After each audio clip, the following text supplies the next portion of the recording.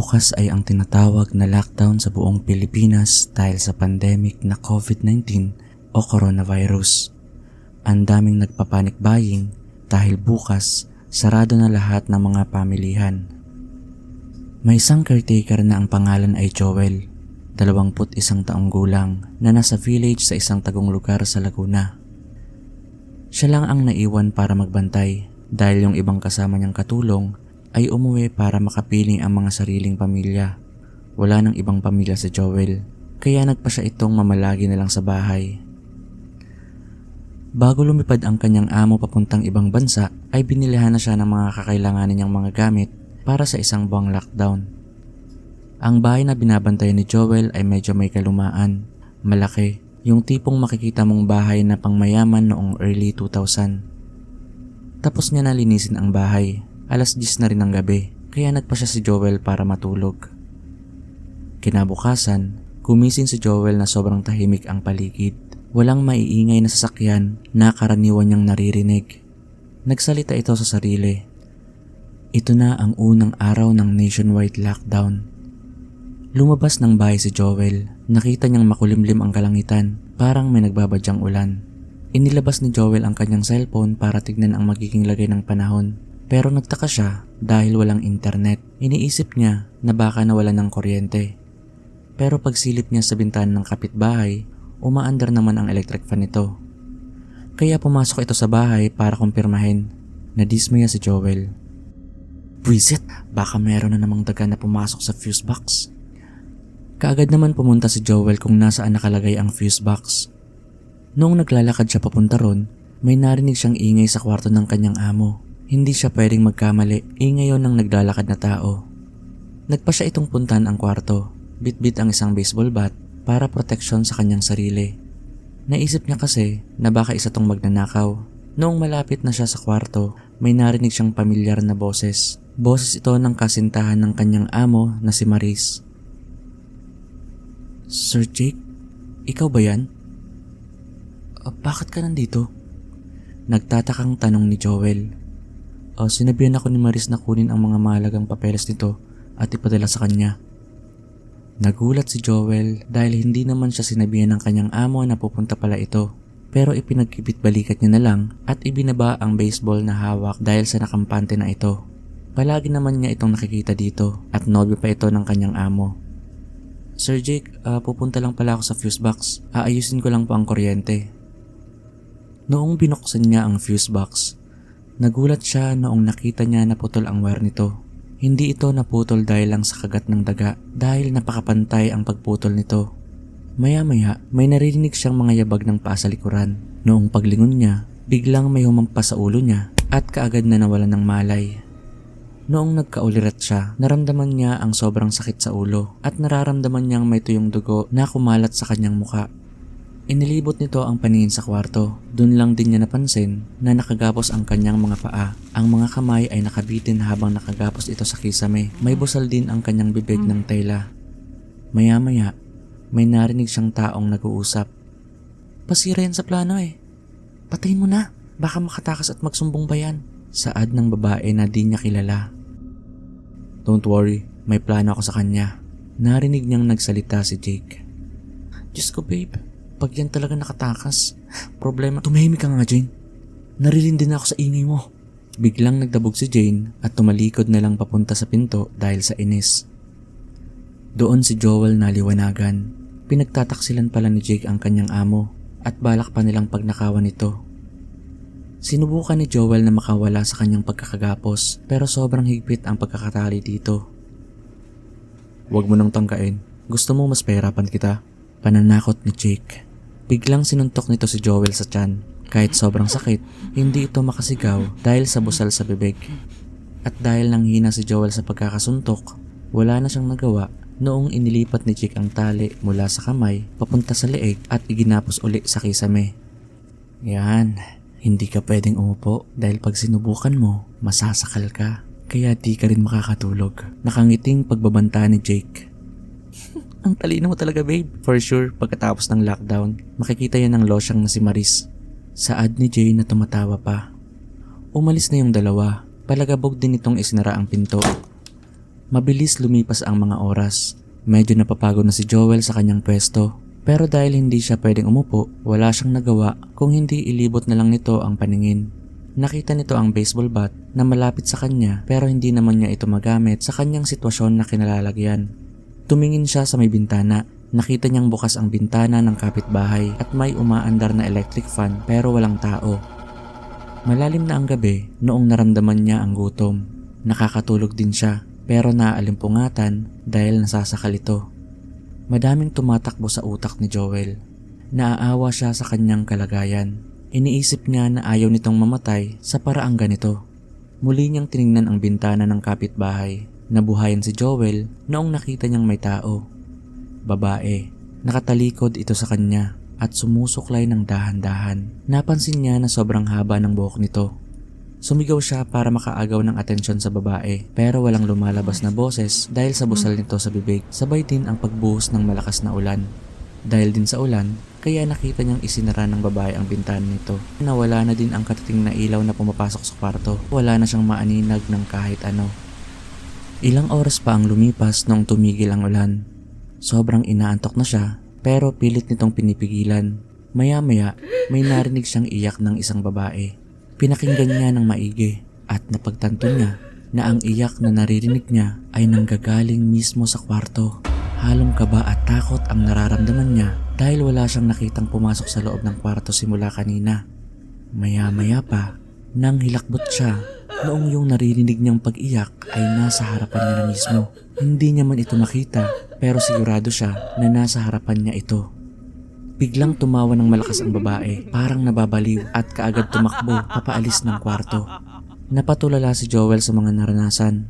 Maya-maya, nakita niyang lumiwanag ang paligid. Di niya namalayang umaga na at wala siyang tulog simula kahapon. Tinignan niya ang bintana ng kapitbahay. Nakabukas na ito at nakita niyang umaandar pa rin ang electric fan sa loob. Naagaw ang atensyon niya noong narinig niyang biglang naglangit-ngit ang lumang aparador sa kaliwang bahagi ng kwarto. Bumukas ito ng kaunti. Napabalikwas siya noong may nakita siyang nakakatakot na mukha ng tao. Nakatingin ito sa kanya. Dahil sa pagkabigla, tumalon-talon siya para makagawa ng ingay at para subukan na makaalis sa pagkakatali. Bumukas pa ito ng bahagya at may nakita siyang malaking daga na lumabas sa aparador. Doon niya napagtanto na isa lang pala itong realistic na manikin. Doon siya huminahon ng kaunti. Inisip niya dahil sa pagod at gutom kung ano-ano na ang iniisip niyang nakakatakot. Sa may di kalayuan, may narinig siyang police siren at kasabay nito na nagpapaalala na bawal lumabas sa bahay. Tumalon-talon ulit si Joel para makagawa ng ingay. Kahit man lang sana maalis niya ang busal sa bibig pero kahit anong pilit niya, hindi ito maalis. Hanggang sa narinig niyang umalis na ito. Napapikit siya sa sobrang inis. Umiiyak din siya na parang gusto na itong sumuko. Pero natigilan siya noong narinig niya ulit na lumangit-ngit ang aparador. Noong tumingin siya, nakita niya na nakatayo ang manikin sa labas ng aparador. Nakayuko ito at dahan-dahang inangat nito ang muka at sabay tingin sa kanya. Nang hilakbot si Joel, ngumiti ito at tumakbo ito papalapit sa kanya. Sinakal siya nito, hindi makahinga si Joel. Noong parang mawawala na siya ng hininga, nakita niyang binuka nito ang bibig at nakita niya ang matatalim nitong ngipin. Noong lalapain na nito si Joel, bigla siyang nagising, panaginip lang pala. Hinang-hina si Joel, sa tingin niya ay madaling araw na. Umiiyak na si Joel dahil sa hirap ng kanyang sitwasyon. Naramdaman niyang may tumutulong tubig sa ulo niya. Inisip niya, nasanhi ito ng ulan, kaya dahil sa gutom at uhaw, tumingala siya para man lang makainom dito. Inaantay niyang mabasa ang busal sa bibig para sipsipin. Habang ginagawa niya ito, narinig niyang bumukas ang pinto sa may ibaba. Rinig niya, pumasok ito sa may likod ng bahay sa may kusina. Medyo nabuhayan si Joel dahil kung tao yon at pupunta sa taas kung nasaan siya, pwede siya nitong tulungan. Dahil na rin sa walang ilaw ang buong bahay, madali niyang naaninag ang ilaw sa butas ng pinto. Ang pumasok ay may gamit na flashlight. Pre, mukhang walang tao dito. Ako ang titingin dito sa ibaba at dun ka sa taas. Magmadali ka lang din kasi nakakatakot tong bahay na to. Saad ng lalaki. Matatakotin ka talaga. Sige na, dalian mo lang din. Tataas na ako. Narealize ni Joel na mga magnanakaw ito. Hindi niya ito inaalala. Mas iniisip niya na pwede siya nitong tulungan. Mga ilang minuto ay dahan-dahan nang bumukas ang pinto. Nasilaw siya sa sinag ng flashlight. Bakas sa mukha ng magnanakaw ang pagkabigla kaya dahan-dahan itong lumabas uli para tawagin ang kasama. Noong nasa kwarto na ang dalawa, sinanyasan nito si Joel na aalisin ang busal pero wag daw gagawa ng ingay. Tumango naman si Joel. Noong natanggal na ito, nakiusap kaagad ito sa dalawa. Tulungan niyo ako. Kunin niyo kung anong gusto niyo. Pero tulungan niyo akong makaalis sa pagkakagapos. Nagdadalawang isip pa ang dalawa. Pero dahil naawa sila, ay pumayag ito na tulungan si Joel. Habang inaalis ng isa yung tali sa kisame, itinuro naman ni Joel ang mga mahalagang gamit. Ang sabi niya, nasa ibaba ito sa lumang kwarto ng mga magulang ng kanyang amo. Nahirapan ang magnanakaw na alisin siya sa pagkakatali nang biglang may narinig silang curfew.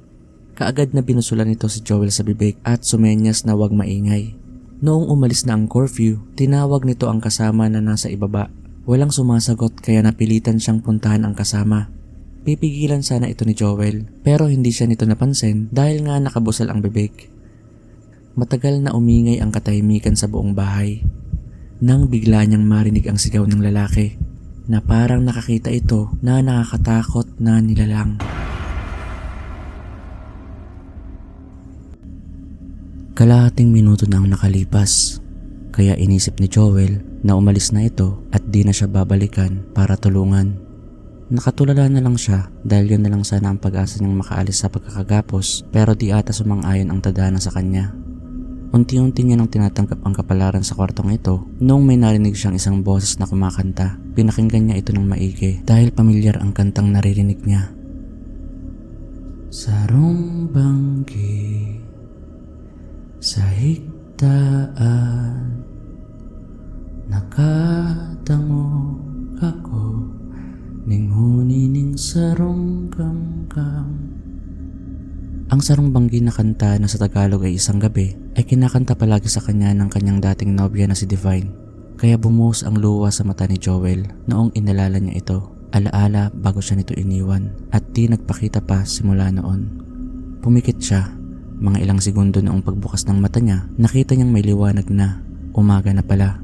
Di niya alam kung isang gabi pa lang siya nakagapos o ilang araw na. Dahil kahit sa realidad, hindi niya na alam kung nananaginip siya o sadya talagang may nagpaparamdam sa kanya.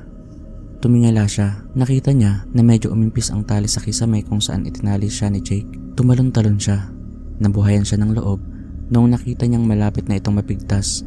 Kaya kahit nangihina at nasasakal, patuloy pa rin siya sa pagtalon. Dahil na rin sa desperado na si Joel, ibinuhos niya na ang buong lakas para tumalon. At pagbagsak niya, tuluyan nang naputol ang lubid. Pero mali ang bagsak niya, kaya naramdaman niyang nabali ang kanyang kaliwang paa at nawalan siya ng malay dahil nasakal ito ng lubid na nakapulupot sa kanyang leeg. Nagising si Joel na madilim ang paligid. Kahit nakatali pa rin ang kanyang paa at kamay, hindi niya na ito ininda dahil ngayon ay nakakahiga na siya. Inisip niya dahil sa sobrang pagod, noong nawalan siya ng malay ay nakatulog siya ng matagal dahil gabi na naman ulit. Dahil madilim, gumapang si Joel sa malapit na dingding para makasandal. Ililipat niya kasi ang kamay na nakatali papuntang harapan para mas madali siyang makakilos. Di pa rin niya kasi ito maalis dahil sobrang higpit ng pagkakatali. Nakita niya rin yung babae na nasa kabilang bahay, nakatalikod pa rin ito habang nagsusuklay. Sa di kalayuan sa kwarto, narinig niya na may tumutulong patak ng tubig. Nagtaka siya kasi di naman ngayon umuulan pero dahil sa uhaw, gumapang ulit siya para makainom. Habang umiinom siya, may naramdaman siyang bagay malapit sa kanya. Kinuha niya ito at nalaman na flashlight. Inisip niya baka naiwan ito ng mga magnanakaw, kaya nagkaroon siya ng idea na itutok ito sa babae sa kabilang bahay para makaagaw ng atensyon. Gumapang siya sa may bintana. Nakita niya na wala ng ilaw. Kaya ang gagawin niya, iilawan ang flashlight at itutok ito para kung sakali man na nakahiga pa lang yung babae, mapapansin nito ang liwanag. Nagtaka siya nung pinailawan niya ang flashlight na nakatutok sa kabilang bahay. Nasilaw si Joel dahil meron din nagbukas ng flashlight sa kabilang bahay. Pag off niya, nawala din yung ilaw. Inon niya ulit at iwinagayway ito.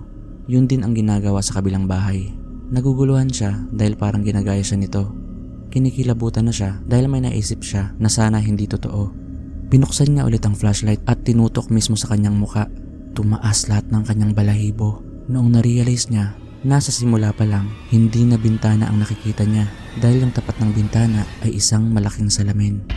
Pero nagtataka siya kung sino yung babae na palagi niyang nakikita. Nawala ang focus niya noong may narinig siyang iyak ng babae sa likuran niya. Sa taranta, inilawan niya ito. Hinanap kung saan nanggagaling ang naririnig. Tinignan niya ang aparador, ang kama, buong sulok ng kwarto inilawan niya. Pero bigo siyang makita kung nasaan ang umiiyak na babae. Nakita niya na may tumutulo pa ring patak ng tubig. Dahil sa kuryosidad, itinaas niya ang flashlight para tignan kung ano ang pinagmumulan nito. Nang hilakbot siya, noong may nakita siyang mata sa butas. Doon niya napagtanto na dito nanggagaling ang tubig na pumapatak dahil sa iyak nito. Maya-maya, napansin niya na nagpupumilit itong makapasok sa butas. Sinisira nito ang kisame gamit ang matatalim na kuko. Kaagad nitong naipasok ang ulo sa butas. Dahil na rin sa takot, nagmamadaling gumapang si Joel sa pinto. Nakalak yung pinto kaya sinubukan niya itong sipain. Humiyaw siya sa sakit dahil naalala niya na bali pala ang kanyang paa. Pero dahil na rin sa takot, sinipan niya ulit ang pinto at bumukas naman ito. Bago siya lumabas, tinignan niya ang multo. Nakita niya na nasa labas na ang katawan nito sa butas. Kaya dali-dali siyang pumunta sa hagdan para bumaba. Noong pababa na siya, napasigaw ulit si Joel. Noong nakita niya yung babae, nasa baba ito ng hagdan, kumagapang ito pataas. Ang mukha nito ay parang naaagnas na. Putol ang katawan nito na parang manananggal na wala lang itong pakpak. Nakikita niya rin na may lumalabas ditong malagkit na parang dugo sa bunganga nito. Kahit sumigaw si Joel, wala pa rin nalabas na ingay sa kanya dahil hindi niya pa rin naalis ang busal sa kanyang bibig. Bumalik siya sa kwarto at kaagad niya itong isinarado. May mga narinig din siyang mga boses na parang humihingi ng tulong. Binuksan niya ang flashlight at kaagad kinilabutan noong may mga nakita siyang napakaraming kamay sa dingding. Ang kulay ng mga kamay ay kulay abo. Mahahaba din ang kuko nito at dahil sa dami na nangyari, nawalan ng malay si Joel. Joel, patawarin mo ako. Buntis ako. Bakit nagawa mo to sa akin, Divine? Pinahasa ako ni tatay. Wala akong nagawa. Saad ni Divine na umiiyak. Galit na galit si Joel at pupuntahan ang ama ni Divine. Pinigilan naman ni Divine si Joel at dahil ayaw magpapigil si Joel, natulak nito si Divine at natumba. Nagulat sila pareho noong nakita nila na madaming dugo na lumalabas kay Divine. 3 oras ang biyahe papunta sa pinakamalapit na ospital at dahil natatakot si Joel na maubusan ng dugo ang kasintahan, wala siyang nagawa kundi idala si Divine sa isang albularyo na ang sabi-sabi gumagamit ito sa panggagamot galing sa itim na mahika. Nahuli na kayo ng dating iyon ng kasintahan mo. Ang dami ng dugo na nawala sa kanya. Wala na akong magagawa para iligtas siya. Sambit ng matandang manggagamot. Parang awa niyo na po. Buhayin mo si Divine. Kahit sa anong paraan pa yan. Nagmamakaawa ko sa inyo. Umiling-iling ang matanda. Sabi nito, kinain na ng dyablo ang kaluluwa ng kasintahan dahil ang nasa sinapupunan daw nito ay isang demonyo. Nawala na ng pag-asa si Joel hanggang may sinabi pa ang matanda. Matagal ko nang di ginagawa ito. Ang gumamit ng maitim na mahika. Ililigtas ko ang kasintahan mo pero may kapalit. Sinabi ni Joel na kahit anong kapalit pa yan ay gagawin niya, mailigtas lang ang kasintahan. Kumuha ang manggagamot ng kakaibang dahon. Piniga ito at inilagay sa 2 lalagyan at yung isa pinainom kay Joel. Sabi ng matanda dahil walang malay pa si Divine ay gagawa siya ng orasyon para gumising ito at mapainom. Noong ginagawa na ang orasyon, napansin ni Joel na parang may sumasabay dito ng mga boses at parang nasa ilalim ito ng lupa. Nabibingi siya sa sobrang ingay ng kanyang naririnig hanggang sa di niya na alam na walan siya ng malay. Sa kasalukuyan, nagising si Joel sa kwarto dahil may narinig siyang pamilyar na boses. Kaagad itong bumangon, hindi siya pwedeng magkamali sa boses na yun. Boses ito nila Jake at Jane. Humanap si Joel ng pagtataguan. Kinuha niya rin ang baseball bat. Pumasok siya sa aparador. Anong sabi mo kay Mang David, Jane? Aantin daw tayo ng driver mo sa labas. Dapat isinama mo na siya dito para tulungan kang buhatin ang bangkay ng caretaker ni Maris. Narinig naman ni Joel na paakyat na ang dalawa at noong nakita ni Jake na parang nasira ang pinto ay nagmamadali itong pumasok sa loob ng kwarto. Shit! Babe, asa na yung lalaki? Saad ni Jane. Sa tingin mo alam ko? Nag-iisip ka ba? Paano na yan? Baka nagsumbong na yun. Sabi na kasing patayin mo na eh. Tumahimik ka nga, di ka nakakatulong. Nag-isip si Jake ng plano para kahit na magsumbong si Joel ay di ito papaniwalaan ng mga pulis. Naglabas ito ng baril at ibinigay kay Jane. Barilin mo ako, Jane. Sasabihin natin sa mga pulis na self-defense lang ang nangyari. Noong una, ayaw pang gawin ni Jane, pero noong sinagawa na ito ni Jake, agad nitong itinutok ang baril sa hita ni Jake. Saglit lang, tugon ni Jake. Napansin ni Jake na may patak ng dugo papunta sa aparador. Akala mo, Joel, makakaalis ka dito? Kinuha ni Jake ang baril kay Jane at dahan-dahang lumapit sa aparador. Noong binuksan ni Jake ang aparador para gulatin ang nagtatagong si Joel, di niya alam na nakaamba na ito. Pinukpok ng malakas ni Joel sa ulo si Jake. Agad naman itong humandusay at may mga dugong lumabas. Napasigaw naman si Jane noong nakita nito si Joel. Tatakbo na sana ito palabas ng kwarto, pero pinulot kaagad ni Joel ang baril at binaril ito sa ulo. Saglit na tumahimik ang lugar. Nakatulala lang si Joel nang biglang tumawa ito na parang nawala na ito sa katinoan. Maya-maya, kinapkapan niya ang nakahandusay na si Jake. May nakuha siyang matalim na bagay at kaagad ginamit ito para makaalis sa kanyang pagkakagapos. Tumayo siya at naglakad papalabas. Kahit bali ang kaliwang paa nito, parang hindi niya na ito nararamdaman. Manhid na ito sa ilang araw nitong pagkakagapos sa kwarto. Noong nakababa siya, pagbukas niya ng main door, nagulat si Joel noong nakita niya ang dating kasintahan na si Divine.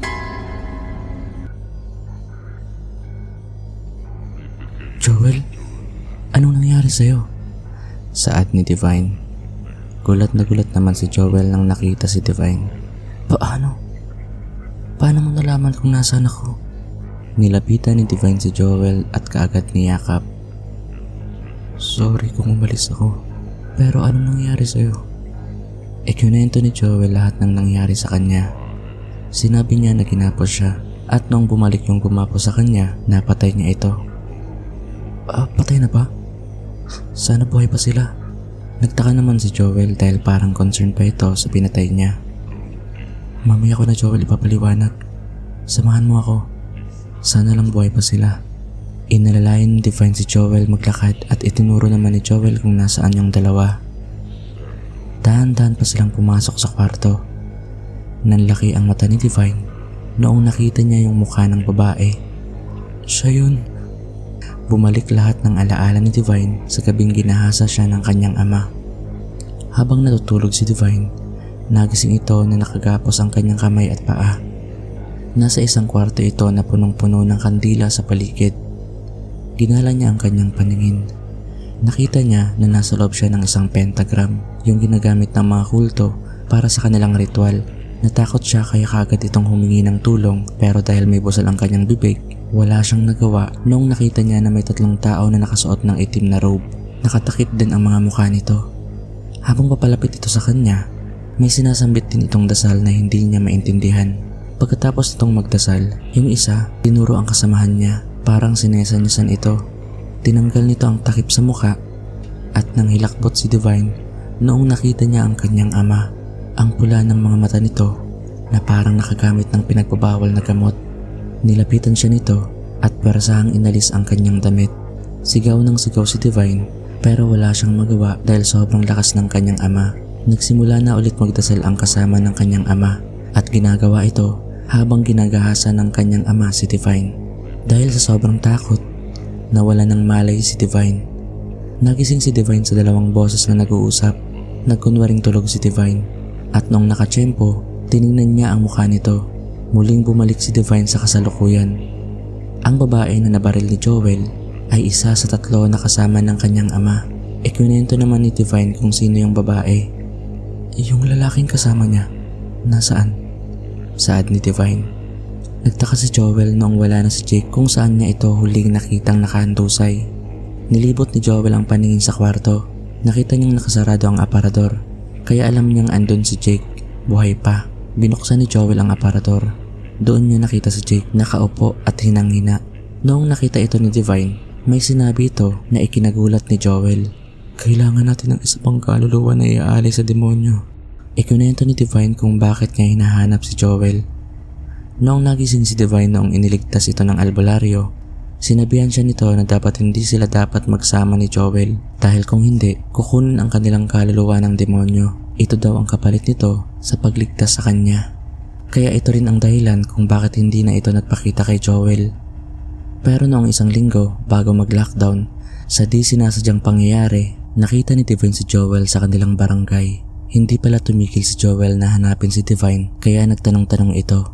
Pagkatapos noon, napansin niyang gabi-gabi palagi siyang nananaginip tungkol sa nakakatakot na babae.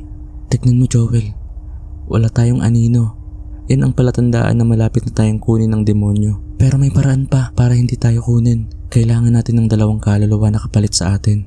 Naguguluhan pa rin si Joel dahil sa daming nangyayari. Saan pa tayo kukuha ng isang iaalay? Saktong 3:00 ng hapon kukunin na tayo ng demonyo. Saad ni Divine habang umiiyak. Meron pa, may kasama pa sila Jake. Yung driver nito. Sigurado ako, kasama din nila ito sa kulto. Kinuha ulit ni Joel ang baril. Gagawin niya itong panakot sa driver nila Jake. Sabay din nilang kinaladkad pababa ang nangihina pa rin na si Jake. Joel, aantayin kita rito. May inilabas si Divine na libro para sa ritual. Noong papalabas na si Joel para puntahan ang driver, pareho silang nagulat noong nakita nila ang driver nila Jake. Ito ang ama ni Divine. Nakaluhod ito. Umiiyak. Divine, Joel, patawarin niyo ako. Kahit nangihina si Joel, nilapitan ito at sinuntok. Umiiyak naman si Divine dahil na rin sa sama ng loob at trauma na dinanas niya sa ama. Hayop ka! Wala kang kaluluwa! Di naman pumalag ang ama ni Divine habang sinusuntok ito ni Joel. Joel, tama na yan. 10 minuto na lang bago mag 3:00. Kaya kailangan nating ialay sila. Kumuha naman si Joel ng tali para itali ang ama ni Divine nang nagsalita ito.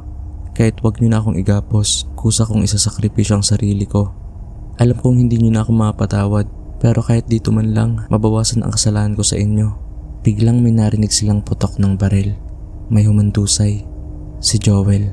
Binaril ito ni Jake. Hindi nila napansin na habang pababa sila kanina, nakuha ito ni Jake at nung nakahanap ng tiyempo, binaril nito si Joel.